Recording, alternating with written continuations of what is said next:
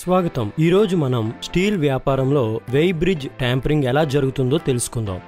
ఈ వ్యాపారంలో జరిగే మోసపూరితమైన వాస్తవాలను మనం తెలుసుకుందాము. మిస్టర్ రాజేష్ అండ్ మిస్టర్ వినోద్కి XYZ బ్రాండ్ స్టీల్ 3 టన్నుల అవసరం పడింది. అప్పుడు వారిద్దరూ స్టీల్ కొనుగోలు చేయుటకు వేరువేరు వ్యాపార సంస్థలకు వెళ్లారు. మిస్టర్ రాజేష్ ABC వ్యాపారి దగ్గర నుండి 2,35,000 రూపాయలకు గాను 3 టన్నుల స్టీల్ను కొనుగోలు చేశారు.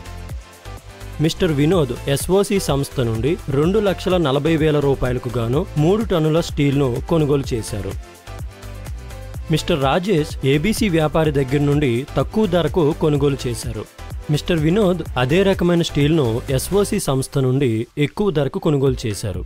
వెంటనే మిస్టర్ వినోద్కి ఒకసారి తాను చూసినటువంటి వెయ్ బ్రిడ్జ్ ట్యాంపరింగ్కి సంబంధించిన వార్త ఒకటి గుర్తుకు వచ్చింది.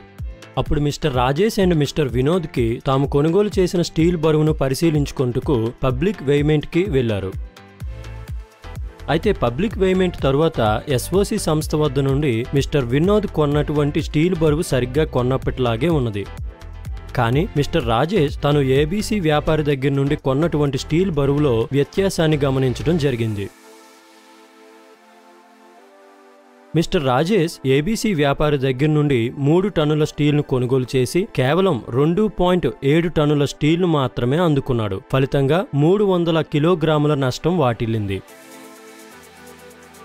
మరోవైపు మిస్టర్ వినోద్ SOC సంస్థ నుండి కొనుగోలు చేసిన 3 టన్నుల స్టీల్లో ఎటువంటి తేడా లేకుండా సరైన బరువు గల స్టీల్ను పొందుకున్నాడు. తూకం వేసే సమయంలో మిస్టర్ రాజేష్కు సంబంధించిన స్టీల్ ట్యాంపరింగ్ చేయబడిందని స్పష్టంగా తెలుస్తుంది. ఫలితంగా 300 కిలోగ్రాములు మరియు 23,500 రూపాయల నష్టం వాటిల్లింది. పైన పేర్కొన్న పరిణామాల ఆధారంగా ABC వ్యాపారి దగ్గర నుండి ఏర్పడిన తూకంలో వ్యత్యాసం కారణంగా మిస్టర్ రాజేష్ 300 కిలోగ్రాముల స్టీల్ను తిరిగి కొనుగోలు చేయాల్సి వచ్చింది. దీని కారణంగా మిస్టర్ రాజేష్ యొక్క సమయం మరియు డబ్బు రెండూ అదనంగా ఖర్చు పెట్టవలసి వచ్చింది.